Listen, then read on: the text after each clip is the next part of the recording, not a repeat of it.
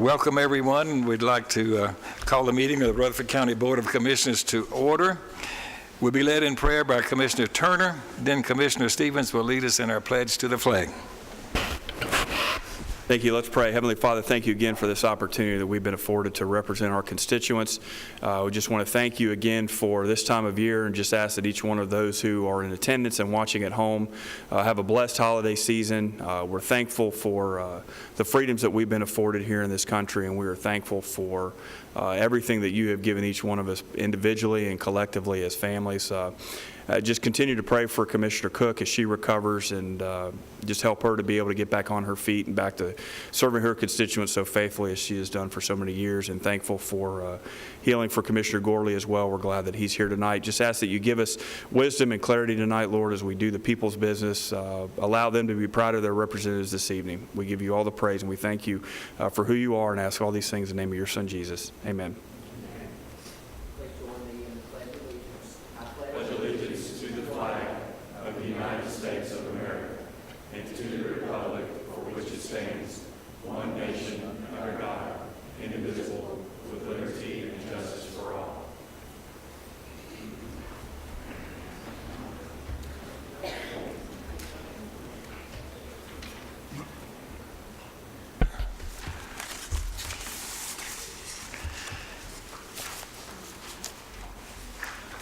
All right, Madam Clerk, would you please call the roll? Commissioner Schaefer. Here. Commissioner Piercy. Here. Commissioner Jordan. Here. Commissioner P. Here. Commissioner Cook. Commissioner Jernigan. Here. Commissioner Cush. Present. Commissioner Reed. Here. Commissioner Gurley. Here. Commissioner Turner. Here. Commissioner Allen. Here. Commissioner Stevens. Here. Commissioner Johnson. Here. Commissioner Baum. Here. Commissioner Nipper. Here. Commissioner Dodd. Here. Commissioner Phillips. Commissioner McAdoo, Commissioner Ely, Commissioner Gooch, Commissioner Sereno.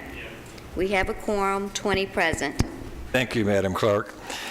All right, next we have reading and approval of the minutes. We'll call on Commissioner Phillips, please.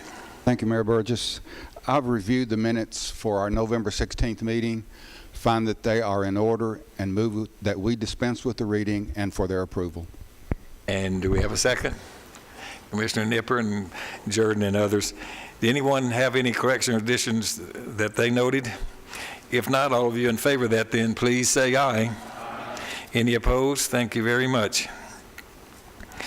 Next, we have a resolution of appreciation for our Siegel Track State Champions. Commissioner Baum, please. Thank you, and I'd like to invite the Siegel High School cross-country team up, along with Coach Young and the assistant coaches. And while they're coming up, I'll share a few facts with you about cross-country. I initially thought if I ever were to run cross-country, I would start with a small country. It turns out, though, everybody runs the same distance in cross-country. They run 5K, 3.1 miles. The terrain is grassy or muddy. It's not on a track. And each team has 7 individuals run, and they use the top 5 scores out of those 7.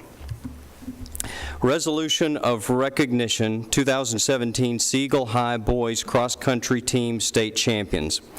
Whereas the Siegel High Boys Cross Country Team won the state championship in November 2017, and whereas it was the Stars' first state championship crown in cross country, and they also had 2 individual top 10 finishers, as seniors Dawson Reed took 6th place with a time of 16 minutes and 9 seconds, and freshman Tucker Moss with a time of 16 minutes and 23 seconds, and whereas this has been an exciting and successful season, and special commendation is due to all team members, Coach Phil Young and Principal Larry Creasy, for their dedication and commitment which made this championship possible, and for bringing this fine publicity to our community by their good sportsmanship and inspired team play.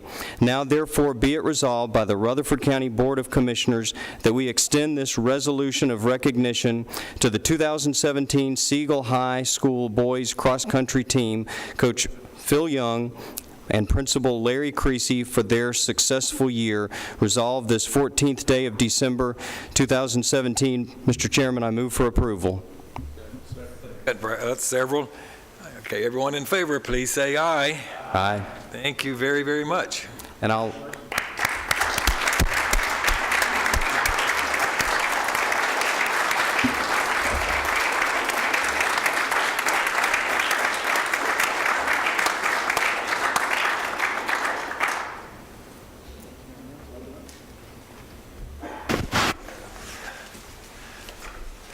Well done, young men and coaching staff. We appreciate that very, very much.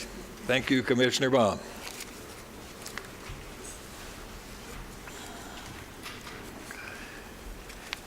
Okay.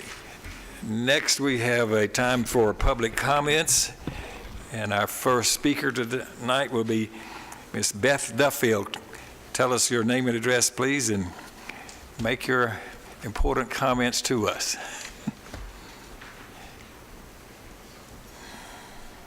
My name is Beth Duffield. I live at 2707 Duke Court here in Murfreesboro. Thank you, Mayor, and I want to thank Commissioner Allen for inviting me to come speak. I have put a document in front of you about a new program that we're starting in partnership with the Rutherford County Jail and the Correctional Work Center, and I'm very excited about it. We've been working on it with a very large cross-functional team for almost a year now, and I'm excited to say that we have overcome all of our hurdles and will begin January 3rd. It is a 64-hour pre-employment training program. We have 3 participants from the jail and 8 participants from the Correctional Work Center. And they will earn 2 industry certifications, and we have a number of employers from our Rutherford Works Manufacturing Council who have guaranteed interviews for those who complete. So we hope that by the end of February, we'll have 11 folks that will be soon finishing up their time with the jail or their Correctional Work Center, and will be gainfully employed at one of our employers, earning at least $12 an hour. And it's being funded by our Middle Tennessee Workforce Development Board. So, thank you. Okay, thank you. That's exciting news, and we just want more and more of that to happen. Ms. Duffield, I'm sure you're leading the charge for us. We appreciate that. All right, next we have Susan Allen.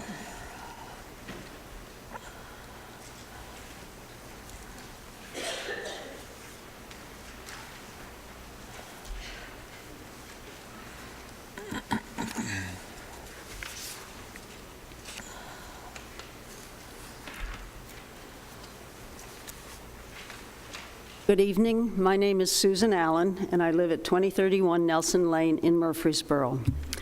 I want to thank you for taking the Rutherford Neighborhood Alliance's concerns about the County Legal Services Agreement seriously. Thanks also to Mr. McCreary for being proactive in his efforts to have the steering committee review and update this document so that you are sure that its terms and conditions fulfill the legal needs of the county. This is not a simple task and requires serious understanding and deliberation on your part. We do not think the employment status of the county attorney position was satisfied at the steering committee meeting and needs to be definitively clarified before the legal services agreement contract is extended. That is why we suggest that it not be renewed as currently written. Is the county attorney an official of the county, an employee of the county, or an independent contractor? We believe these 3 are mutually exclusive categories. The question is clouded by the fact that the County Legal Services Agreement is not consistent within itself, using both official and employee in describing the role of the county attorney in county government. At the meeting, Mr. McCreary said that HR has treated it eternally, as in forever, kind of like an elected official, even though he's not an elected official. That's the way they've handled it. He also said he considers himself to be an independent contractor, yet he receives a W-2 for tax purposes. The question we think you need to answer is, can the county legally treat the county attorney position as an elected official? The RNA believes that some clarity can come through TCA statutes we believe are applicable. These statutes are TCA 5-23-102, 5-21-121, and 5-14-114, copies of which were emailed to you and handed out to you earlier.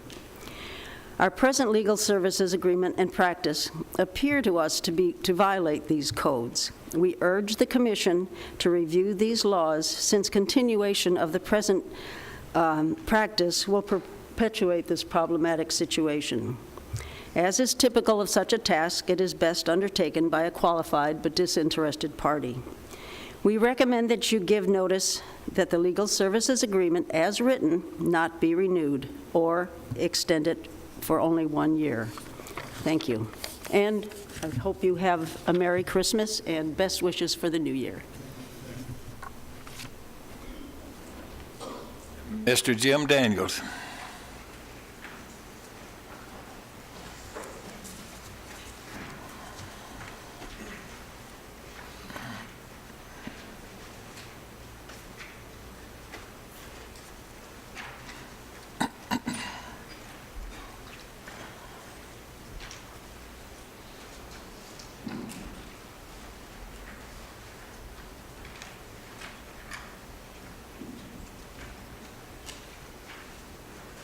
I'm D.C. Daniel Jr., known as Jim, 1407 Wall Street, Murfreesboro. I've been up here many times, and I know many of you. I'm here again tonight just to point out a couple of things, but primarily to wish everybody a wonderful year the rest of the time here, because we're getting into complexities.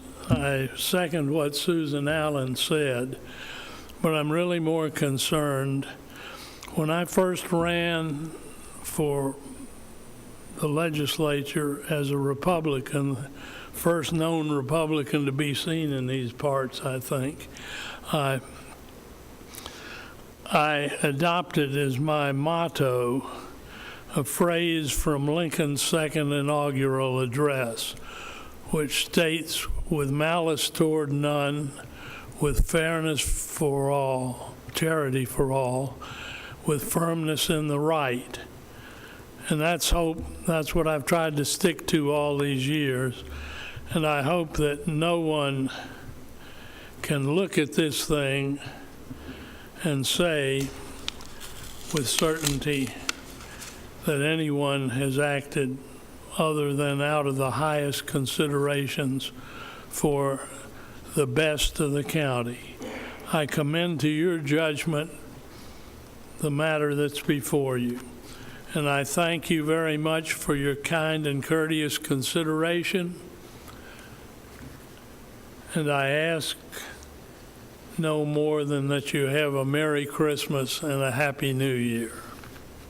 Thanks for what you've done.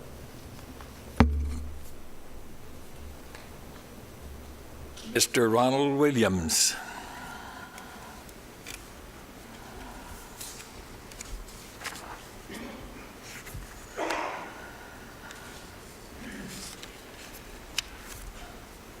My name's Ronald Williams. I live at 11090 Versailles Road out in Rockville.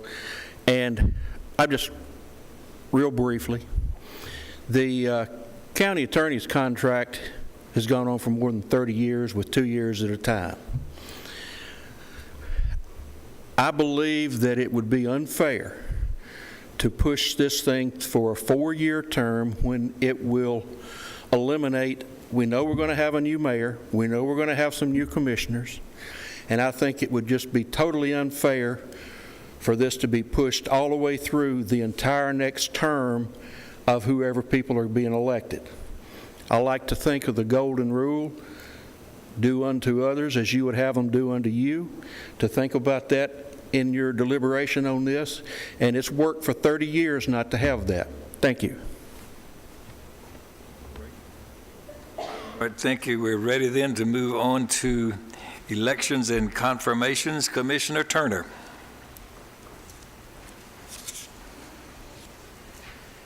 Thank you, Mayor Burgess. Commissioners, you will find on your iPad a list of notaries that we need to approve. And Mr. Chairman, I make a motion for their approval.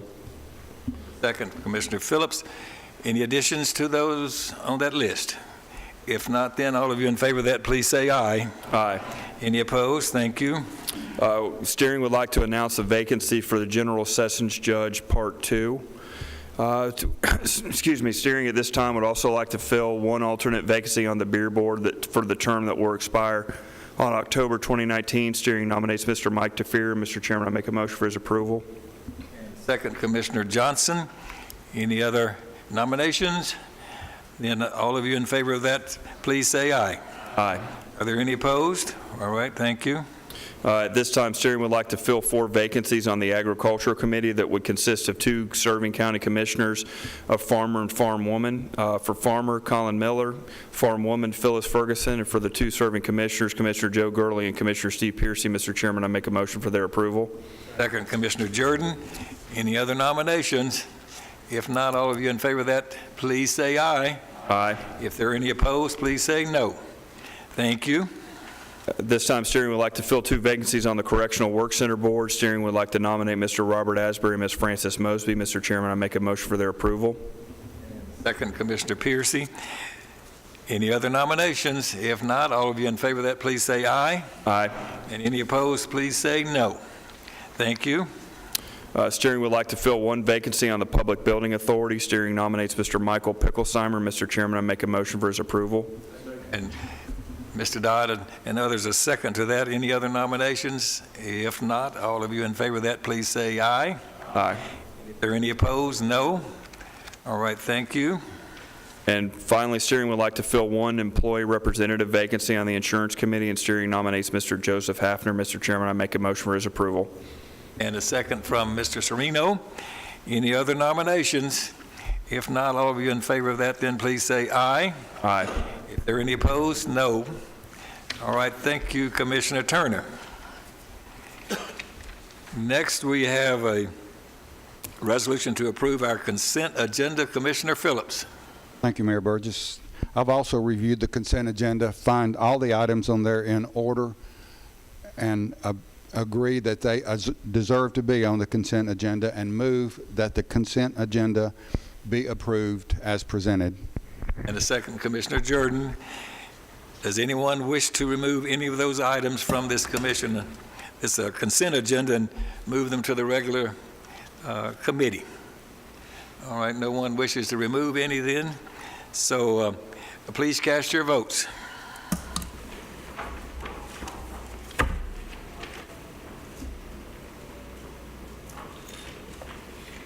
Anyone that did not vote and wishes to vote, or anyone who would like to change your vote, you may do so now. Okay, so then please record the votes. 20 yes, motion passes. All right, thank you very much. We don't have any unfinished business tonight. We're ready to start our reports from our standing committees. And Commissioner Jordan, we'll see if you can make it through these 5 items before 6:30 maybe. Make it. Good evening, everybody. Merry Christmas.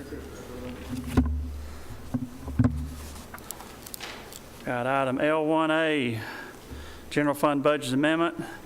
Resolution, be it resolved by the Rutherford County Board of Commissioners that the general fund be amended as follows. Planning, decrease unrestricted fund balance $14,000. Increase dues and memberships $14,000. This is an increase in the MPO dues to carry out this fiscal year. Resolved this 14th day of December 2017. Mr. Chairman, I so move. Second from Mr. Phillips and Mr. P. Any further discussion on that? If not, then please cast your votes.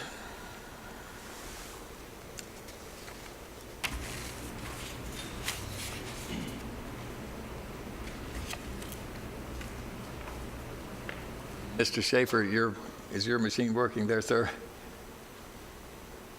All right, thank you. Anyone that did not vote and wishes to vote, or anyone who would like to change your vote, you may do so now. Okay, record the votes, please. 20 yes, motion passes. Item L1B, resolution, be it resolved by the Rutherford County Board of Commissioners that the ambulance service fund be amended as follows. Ambulance service decrease assigned for public health, $46,000. Increased expenditures, fines, assessments, and penalties, $46,600. This is for the ground ambulance Medicaid assessment. There is some controversy about this. They asked for 3 months' worth, and we're doing 1 month worth. I'm telling that correctly until we get more clarification, because at least on the Budget Committee, we didn't necessarily agree with this, but we're doing the minimum amount till we get clarification. Resolved this 14th day of December 2017. Mr. Chairman, I so move. Have a second? Commissioner Turner. Further discussion? Please cast your votes.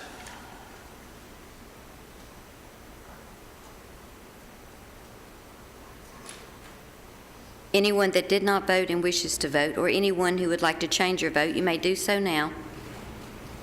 Record the votes. 19 yes, 1 no, motion passes.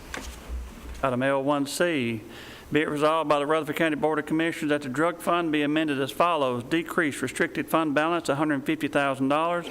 Increase expenditures, other capital outlay, $150,000.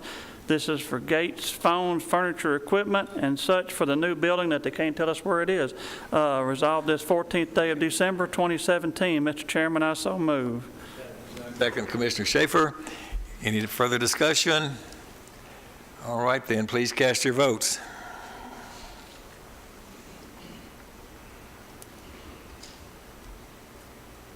Anyone that did not vote and wishes to vote, or anyone who would like to change your vote, you may do so now. Record the votes. 20 yes, motion passes. Thank you. Item L1D, we got a resolution for additional funding for Oakland Middle School Annex and related general purpose school fund budget amendment. Whereas there is a need to plan for and construct schools due to growth in the area, and whereas the Rutherford County Board of Commissioners previously funded the construction of Oakland Middle School Annex in the amount of $11,500,000 in March of 2017.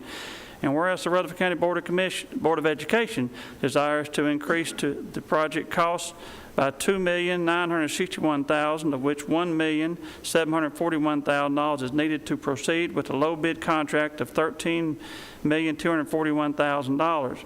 An additional $1,220,000 is needed for necessary site and permit costs.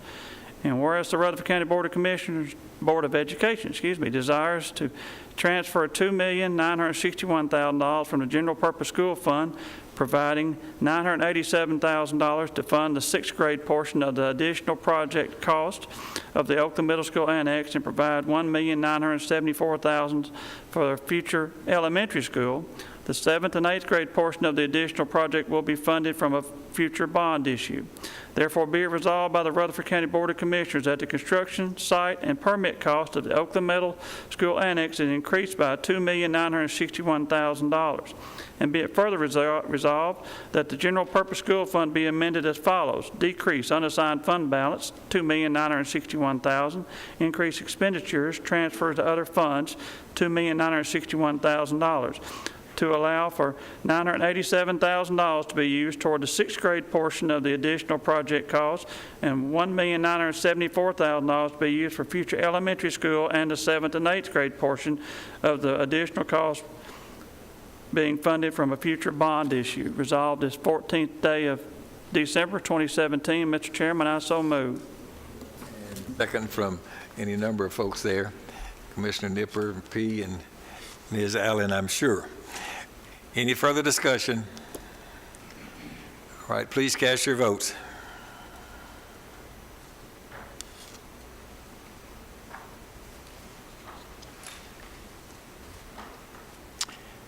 Anyone that did not vote and wishes to vote, or anyone who would like to change your vote, you may do so now. Record the votes, please. 20 yes, motion passes. Item L1E is a presentation of State Form CT-0253 for the new bond issue. This is for presentation only, and if anybody cannot sleep at night, this is available for you to sit up and read at your own leisure. Thank you very much. Thank you, Commissioner. All right, there's not any report from our Health and Education Committee, nor from our Property Management Committee. All right, so Mr. Schaefer, our Public Safety Committee has one resolution.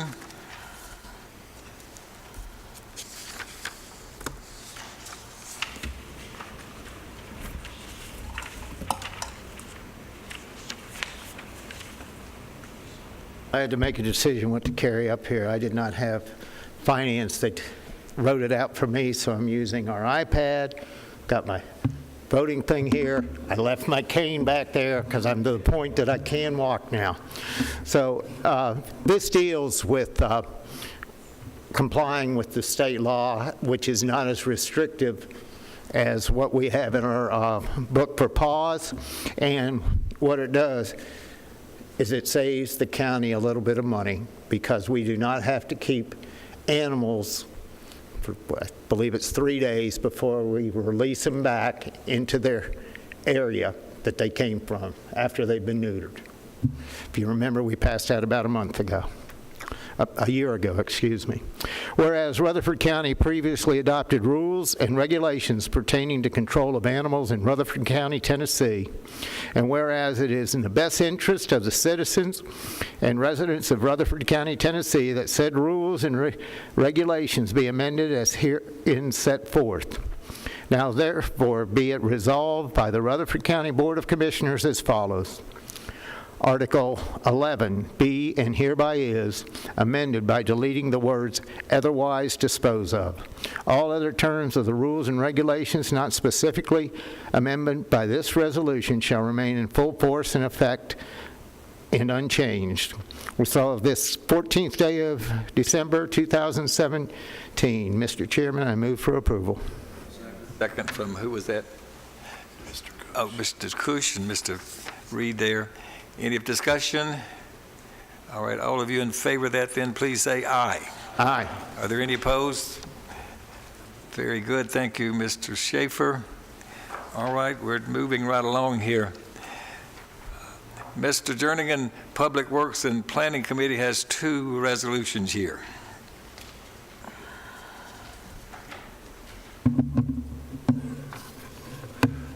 Public Works and Planning Committee, the first resolution is to support including Rocky Fork Road in the updated long-range transportation plan and put it at the top of the list when the plan is updated. Mr. Jernigan, you're going to make a motion for us to adopt this resolution? I make a motion to adopt it. All right, do we have a second? Several, Ms. Allen in particular, since she's down in that neighborhood, and others. All right. Any further discussion or question? All of you in favor of that, then please say aye. Aye. Any opposed? That's adopted then. The second resolution is a resolution to the state legislatures requesting the interchange at I-24 and Rocky Fork Road be prioritized. I so move. And do we have a second for that, Mr. Sereno, and all of the contingent from the neighborhood of Smyrna and otherwise, Mr. Gurley on down to Mr. Turner, Ms. Allen, and Mr. Stevens. Any discussion regarding that? All of you in favor of that, then please say aye. Aye. Any opposed? Let the record reflect. Excuse me, Mr. Johnson, I had forgotten that completely, and Mr. Piercy. So we have 2 folks that voted no. Let the record show there, Mr. Spence, and my apologies for not following up on what you guys asked me to do. That's all we have there on Public Works, Commissioner Jernigan. Thank you, sir.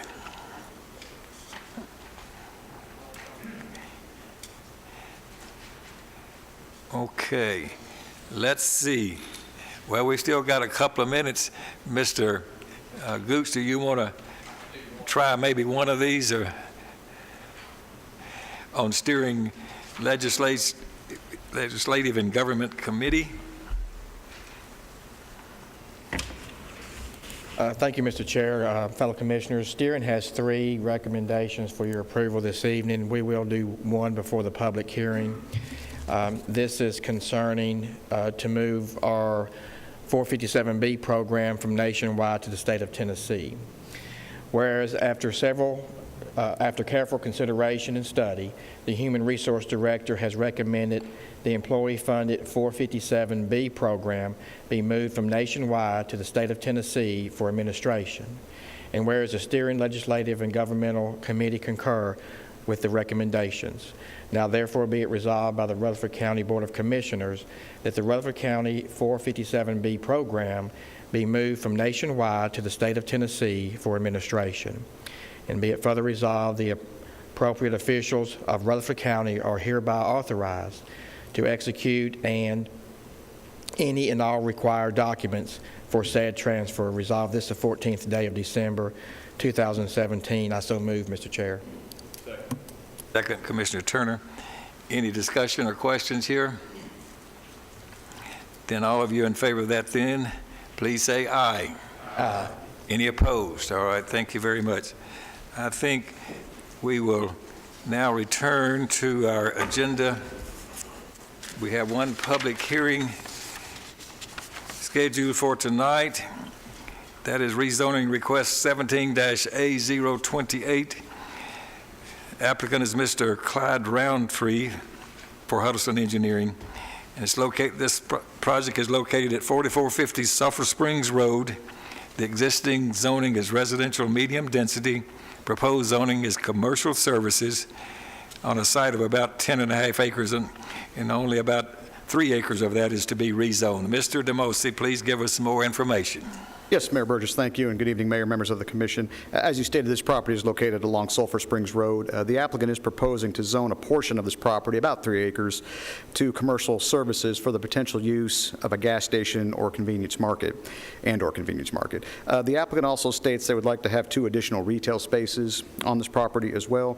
The remainder of the property will remain zoned, and it's currently zoned RM. The overall goal, according to the materials submitted by the applicant, is to provide gas to local residents and traveling vehicles along Interstate 840. As far as access and parking, landscaping performance standards, all of those would have to meet the site plan requirements and would have to have a site plan submitted to our office for review for ultimate Planning Commission approval. Staff does believe this is an area at the state of transition. There are commercial uses that already exist to the east of this. This is one property removed from an existing Dollar General out there in that area. There was property that was to the southwest of this, just across Sulphur Springs Road, that was just rezoned within the last few months as well. So it seems to be the trend out in this area. There were some questions at the Planning Commission regarding screening and lighting on the property and how that would be regulated. It was explained to the person who spoke that we do have regulations in our zoning ordinance concerning landscaping, screening, and also light bleed over, if you will. Photometric plan would have to be submitted for that. After the discussion of that, there were also some other questions about future road improvements to Sulphur Springs Road and possible timing on those. That was pretty much the extent of the conversations at the Planning Commission, and the Planning Commission did recommend approval by a unanimous vote. I'll be happy to answer any questions that you might have. Any questions for Mr. DeMosi before we have the public hearing? All right, stand by then, sir. Now we'll open the public hearing for those that wish to speak for or against this request, A028. Anyone wishing to come forward, and you may come and give us your comments and make your statements, please. Okay, no one is wishing to come forward and speak, so we will close this public hearing then. And do we have a motion regarding this request? Mr. Jordan. Mr. Chairman, I make a motion to approve, subject to all staff comments. And second by Mr. Dodd. Any other comments or questions? All right, we have a motion. All of you then in favor of this, let it known by please saying aye. Aye. If there's anyone opposed, no. Thank you, Mr. DeMosi. All right, you may now continue. Commissioner Gooch.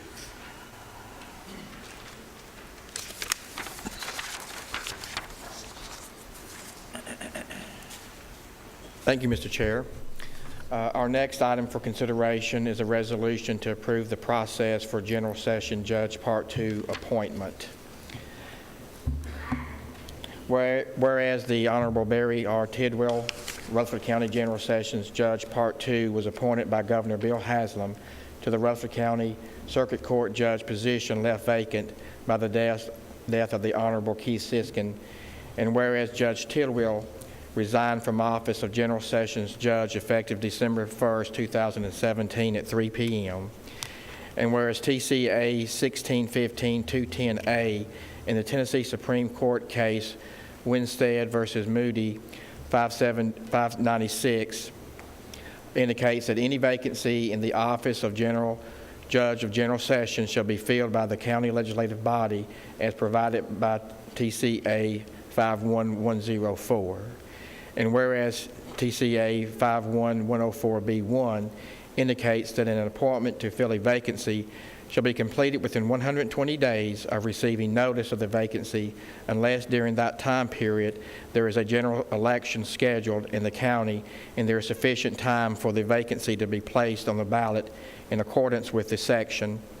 And whereas there is no general election scheduled within 120 days of the notice of vacancy, and whereas the Rutherford County Legislative Body shall and hereby does declare there to be a vacancy in the office of General Sessions Judge, and whereas pursuant to TCA 55111A1, the county clerk shall provide a notice to every member of the county legislative body of the need to fill the office or vacancy, or in the alternative, all the members of the county legislative body shall and hereby do waive such requirements because each have constructive notice of the vacancy or opening through other sources of information. And whereas the presiding officer of the county legislative body shall cause public notice to be given in a newspaper of general circulation in the county at least 7 days prior to the meeting of the body at which the office will be filled, notifying the public of the vacancy or opening and specifying the office to be filled at the meeting as required by TCA 55111A2.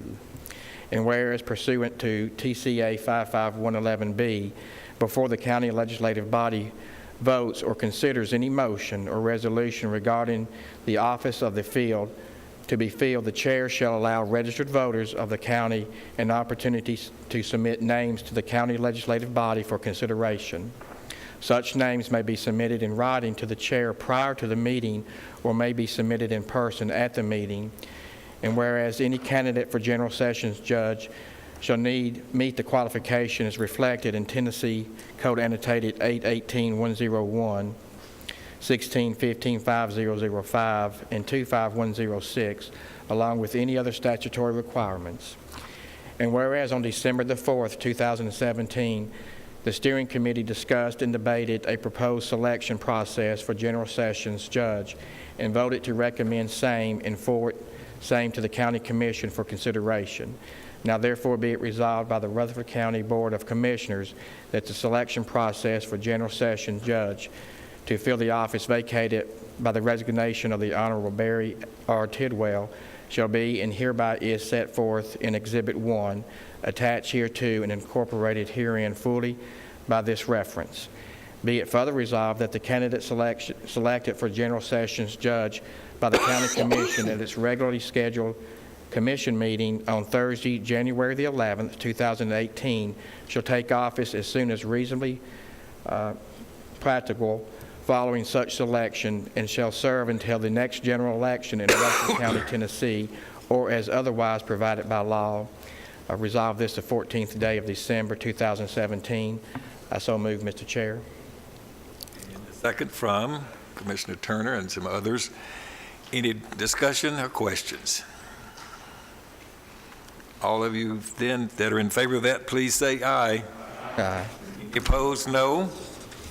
All right, continue on, Mr. Gooch. Our final item is a resolution approving the Fourth Amendment to the Legal Services Agreement.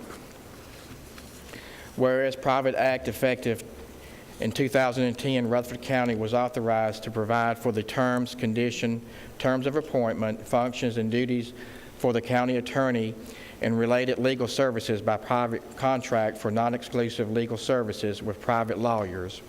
And whereas Rutherford County entered a legal services agreement effective July the 1st, 2010, that appointed a county attorney and provided for general legal services and litigation and extra services. And whereas the Legal Services Agreement was amended by the First, Second, and Third Amendment to Legal Services Agreement, all of which was properly adopted by the County Commission. And whereas the said Third Amendment provided for the services of a county attorney and general legal services through June 30th, 2018, and the provision of litigation and extra services through June 30th, 2018. And whereas by letter to the County Commissioners dated September 22nd, 2017, the county attorney detailed when and how the Legal Services Agreement, as amended by the Third Amendment, would expire or renew.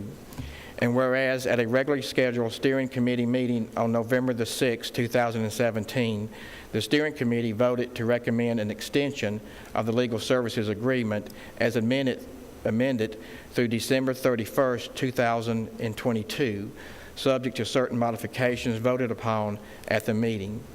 And whereas after being advised by the county attorney that the steering committee could have a third party, including outside legal counsel, involved in preparing any amendment, the steering committee voted to ask the county attorney to prepare a Fourth Amendment to the Legal Services Agreement to extend the term of the Legal Services Agreement as amended to make the other changes as stated and voted upon during the steering committee meeting.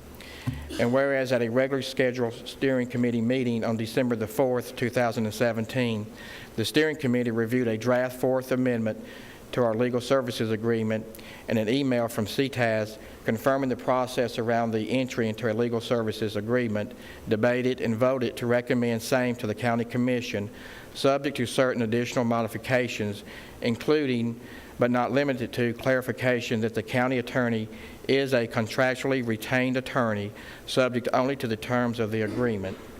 And whereas the attached Fourth Amendment to our Legal Services Agreement between Rutherford County, Tennessee, and Hudson, Reed, and McCrary for the continuation of legal services for Rutherford County, Tennessee, and for Josh A. McCrary to serve as county attorney as permitted by the private act, a copy of said Fourth Amendment to our Legal Services Agreement being attached hereto as Exhibit 1 is incorporated herein at length if set forth herein verbatim, the Fourth Legal Services Agreement.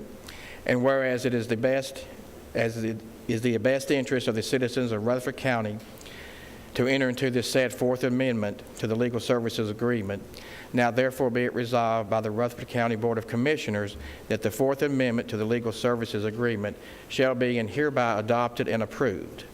Be it further resolved that the appropriate official for and on behalf of Rutherford County be and hereby are authorized to execute the Fourth Amendment to the Legal Services Agreement and any and all other documents required for necessary or effectuate the term of the agreement as set forth therein or on behalf of the Rutherford County, Tennessee. Resolve this the 14th day of December 2017. I so move, Mr. Chair. And do we have a second?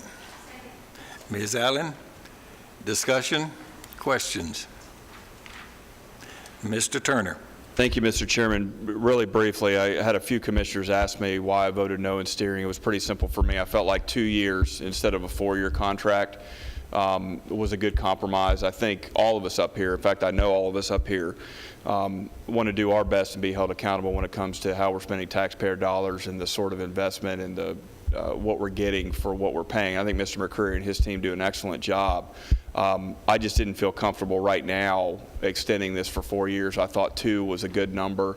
It really wasn't anything more complex than that. Mr. Williams touched on a little bit about there's going to be new commissioners up here as well as a new county executive with us next year.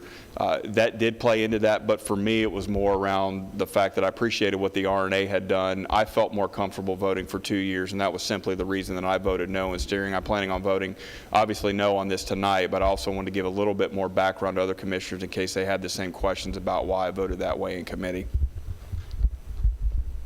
Thank you. You wish to speak, Mr. Gurley?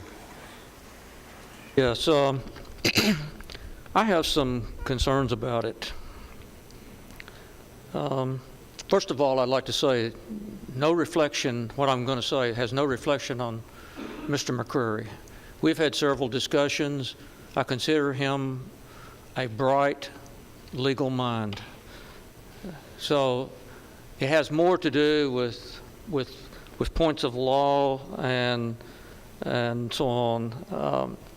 First of all, I don't think that what we do in the way of hiring a county attorney should be about money. Yes, it should be about money, but first and foremost, it should be about doing what's right. Those were words that my grandmother left with me a few months before she passed on back in 1970. She said, "Tell me, do what's right." And I've kept those words in my mind ever since.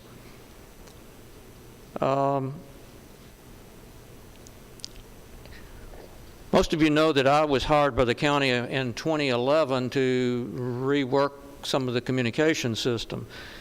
In doing that, we determined from previous association over in Williamson County that it might be good to share some of the tower sites that Middle Tennessee Electric has. They agreed. It would save the county money and also help them defray some of the cost. So we entered into, prepared an agreement. This drug on for a couple of years. I went and asked the mayor about it once, and what's taking so long? Because you see, the person preparing the document for Rutherford County is also the attorney for Middle Tennessee Electric. I also brought up, of course that time I was nowhere to question the mayor on such a matter, but I asked, and I didn't get an answer then, and I haven't gotten an answer since, who does he represent? If you're preparing a document for an individual and you represent the contracts between two individuals and you represent both, which one do you really, whose interest do you really put first? And I think any of us would have that issue. You wouldn't want, if you're suing someone, you don't want to go hire their attorney to represent you. Like I said, this doesn't at all reflect on Mr. McCreary. But I think we need to clarify some points of law. Maybe that requires an Attorney General's opinion. I thought there's been some valid points of law brought up. And I don't know that we can answer those tonight. So I just have concerns about extending this 4 more years through when we're going to have a new mayor, we're going to have several new commissioners. And I don't think it's been fully studied.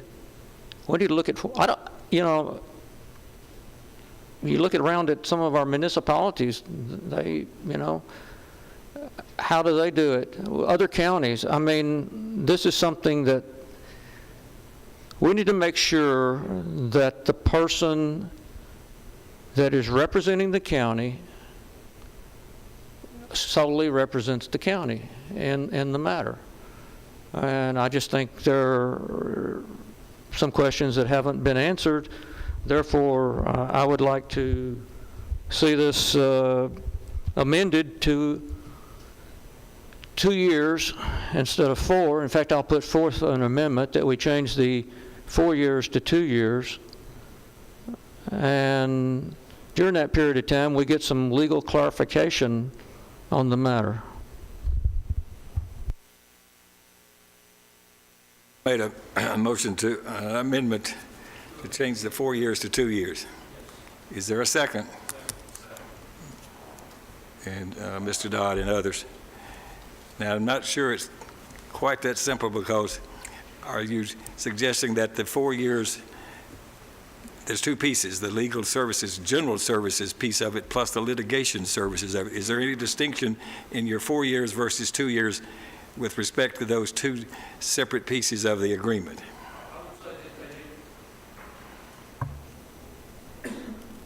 Both should be no more than 2 years. So this applies to both pieces of the agreement. All right, other questions or discussion? Mayor, I'm going to be redundant and just say I concur with Mr. Gurley's logic and Brad's logic. So I appreciate you making that amendment, Mr. Gurley. And one, if I may ask a specific question, tell me if I can ask a question. Does Mr. McCrary receive a W-2 for the funds he receives from the county? Can anyone answer that in this forum? Nolan says yes. And in the resolution, it stated that Mr. McCrary is contractually retained as an attorney. And so I find can a contractually retained person receive a W-2?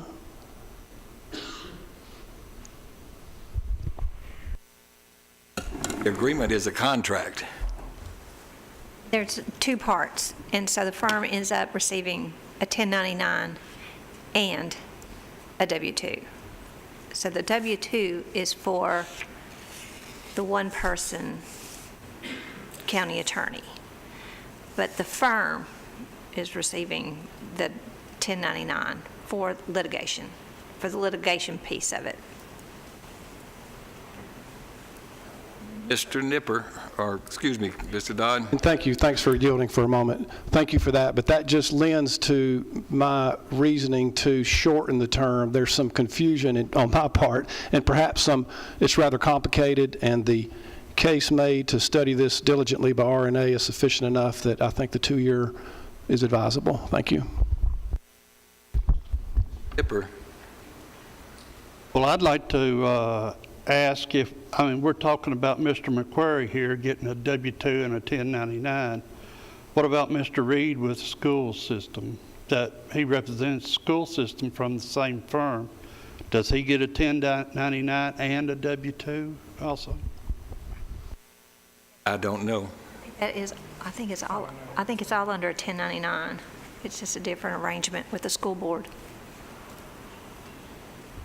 Any other discussion? All right, we're ready to vote on the amendment, which is changing the 4 years language in the entire agreement to 2 years. There's no further discussion. Please cast your votes on the amendment.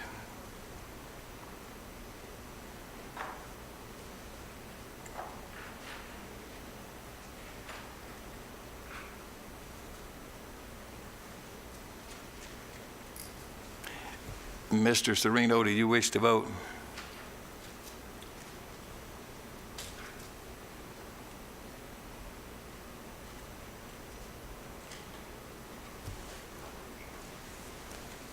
Is your device not working, sir?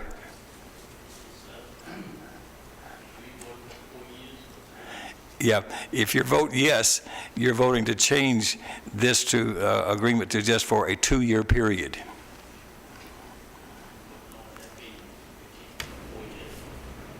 So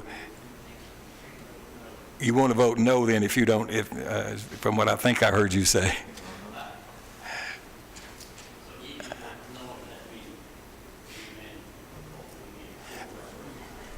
You haven't voted yet, okay.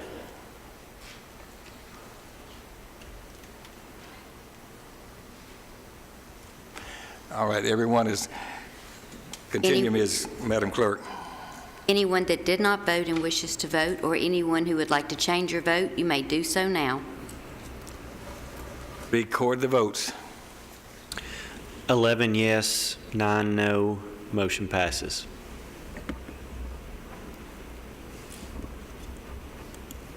Okay, so we've passed the amendment. Now we want to vote on the motion as amended. Mr. Schaefer? Well, I just wanted to ask what the person is called. And I'm saying that elected official, we've heard, employee is in what we already have, and some of the older ones. We call him a private lawyer in this Amendment 4. Is that what the person is, the county, the legal attorney? Is that what he goes by? And should that be throughout everywhere that he is called, or she, whatever the case may be, is called a private attorney? Private lawyer, I think. A private contract for non-exclusive legal services with a private lawyer. That's what the resolution says.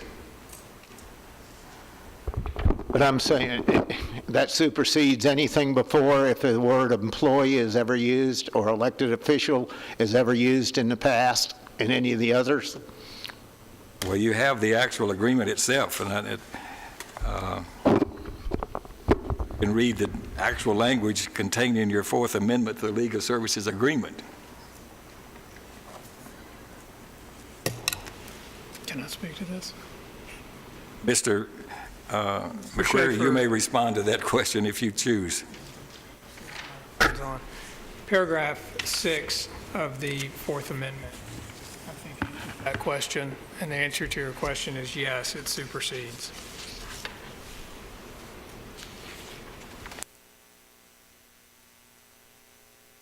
That answer your question, Mr. Schaefer?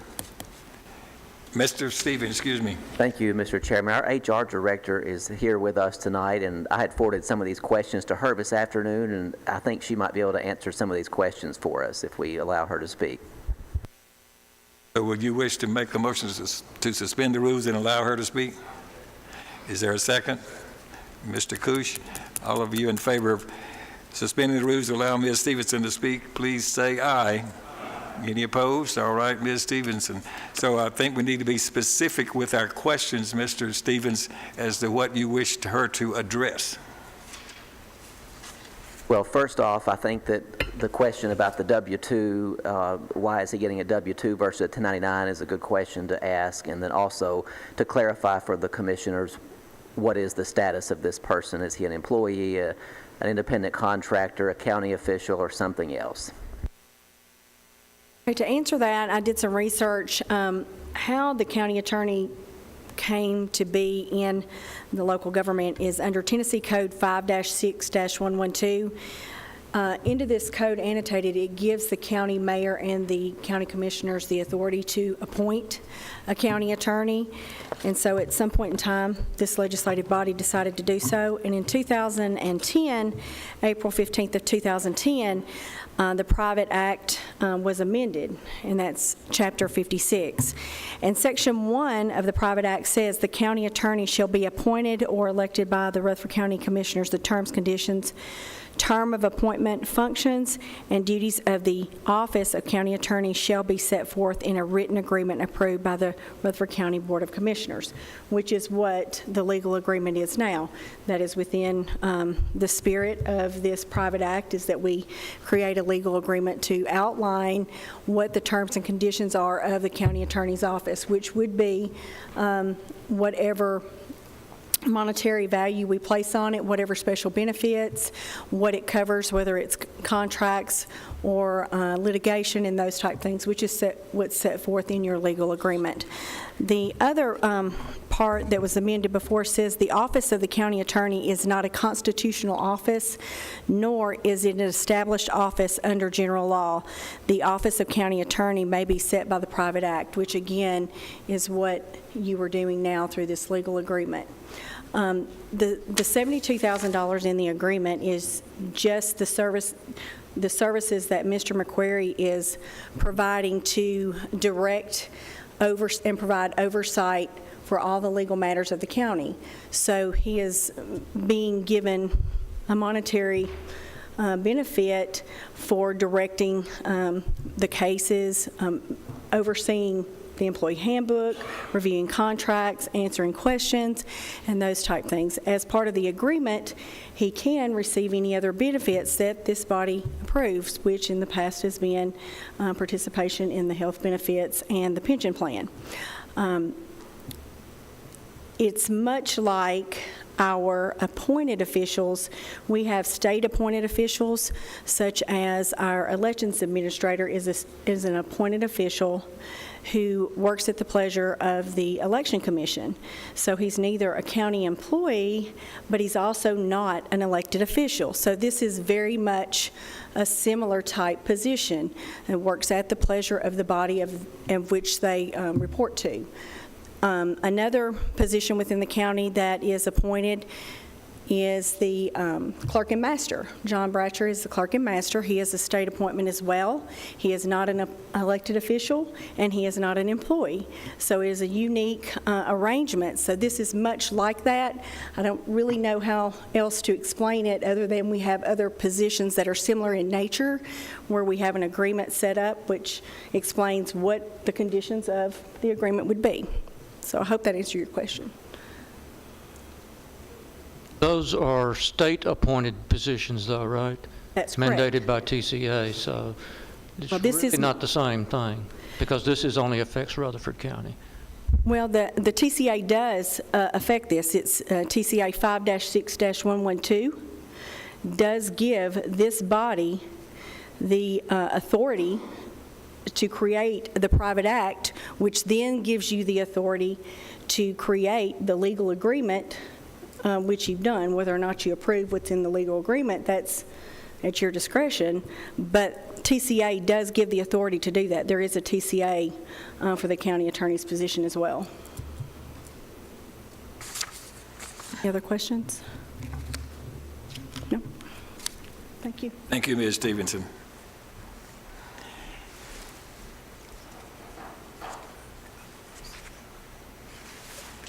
Okay, so we may not even have an agreement.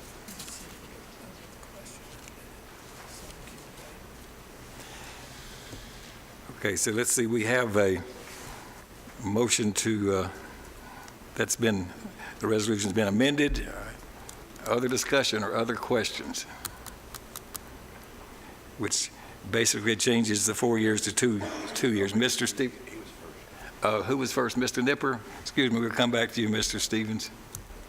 I have a question regarding the Fourth Amendment legal services. I think number 2 says, in the event McQuarrie should vacate the position of county attorney, resign, become incapacitated, or not continue to serve the county attorney for any reason, then Blake Garner shall assume the position temporarily. Who is Blake Garner? Can someone enlighten me on that? But that was a request that was made of the steering committee to at least acknowledge and appoint someone else temporarily. Temporarily, is he? So the commission would have time to actually Right. go through the process. Is he an attorney in your office? Or? Yeah, I can answer that. Blake Garner is an attorney in our office who's been with us about 5 years, almost 6 years. He's been involved with some of the county general work over that period of time. He regularly attends the BZA meetings from our office. So he is equipped to step in temporarily. The way this came about was initially the question was posed, what happens if I die? And I said to the steering committee that the county commission can just appoint someone to serve in my place. And then the issue arose that could take some period of time and we might need someone in the interim. And I suggested then the mayor then perhaps could pick someone, and then the response to that was, it's probably better if we have a name in there.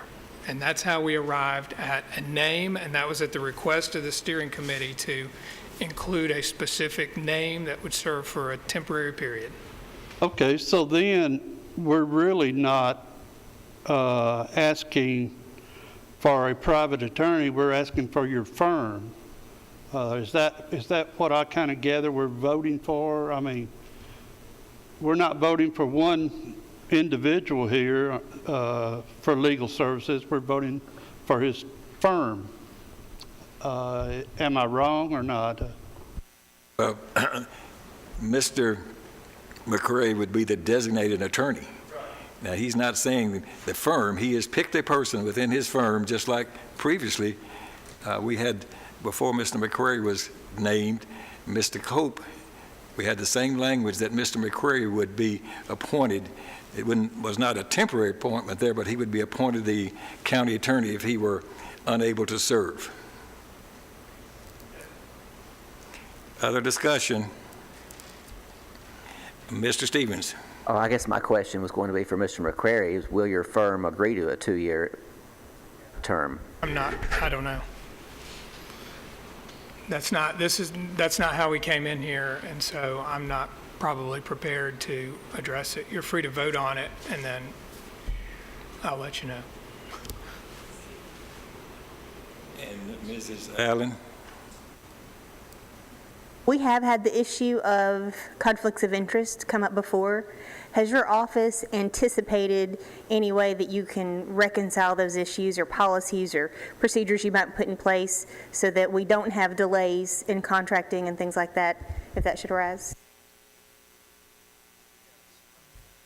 I can address this a couple of different ways. First of all, I don't know anything about the circumstance that Mr. Gurley was raising earlier, so I will leave that as it is. I think that the issue of conflicts of interest is one that has been raised by the RNA in the past. I've attempted to address it a couple of times in the past. I think there's a couple of things about that are important to understand. The first one is that the term conflict of interest in the legal world, as Mr. Daniel knows, is a defined term. It's not necessarily the same as what you hear every day in everyday language. People use that language a lot every day. I hear it almost every day. Well, that's a conflict of interest. What is meant then and what is meant in the legal sense are not always the same. And that's an important distinction to make in this context. Normally, a conflict of interest is where you have two parties that have a concurrent conflict, meaning an existing adversity that cannot be reconciled, and so you can't be on both sides of that. That's the typical, I think, legal definition of a conflict, as I understand the rules. And so to answer your question, we always are trying to identify conflicts of interest, as any attorney is.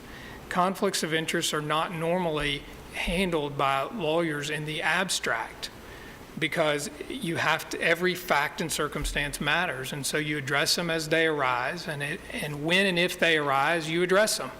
Sometimes it means you have to withdraw, and sometimes it doesn't. It depends upon what the conflict in question is. And that's how we handle it, internally, by trying to identify those conflicts when and if they exist, and then determining are they actual conflicts, and if they are, we try to handle them appropriately as best we can. Mr. Stevens? Thank you, Mr. Chairman. Let's assume that this firm decides they will not accept the 2-year extension.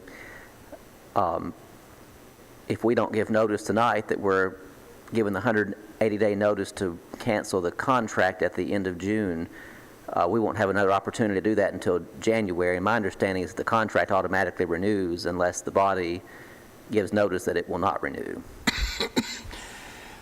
Well, that 180-day notice, I'm not sure, Mr.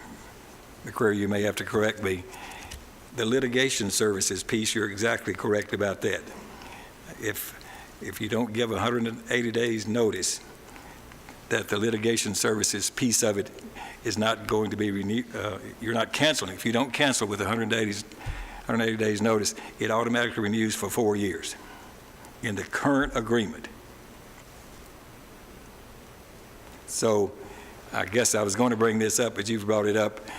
If you were to pass this agreement, changing it to 4 to 2, and you don't give the notice that you're canceling the litigation services, then it's going to automatically renew that piece of it.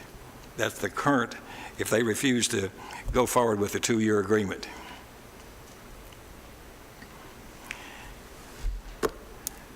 Other discussion?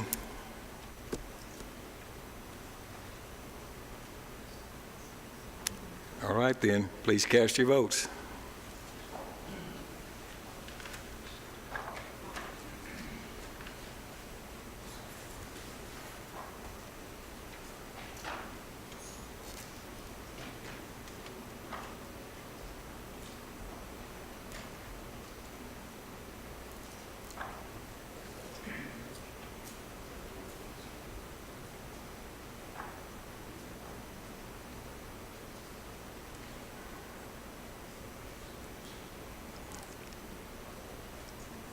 Mr. Jernigan, is your machine not functioning there properly? Sir?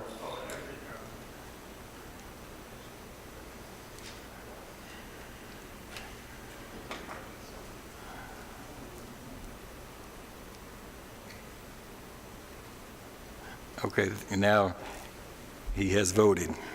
Anyone that did not vote and wishes to vote, or anyone who would like to change your vote, you may do so now. Record the votes. 18 yes, 2 no, motion passes. Right. Is there any other business to come before the body? Mr. Schaefer. I'd just like to tell you about Miss Cook. She's in Life Care Center, which is on the county line, so I go by there a lot. I've stopped and visited her a couple times. She's in great spirits. And Santa Claus visited her. Mrs. Claus is here with us, or maybe it's an elf of Mr. Claus that visited him. But also, she wanted to make sure that I said that I don't know if it's the doctors or the nurses or all of them, said she has a 22-inch incision on a 23-inch body. So. Any other announcements or business? Okay. All of you, Merry Christmas and a wonderful holiday season. We are adjourned.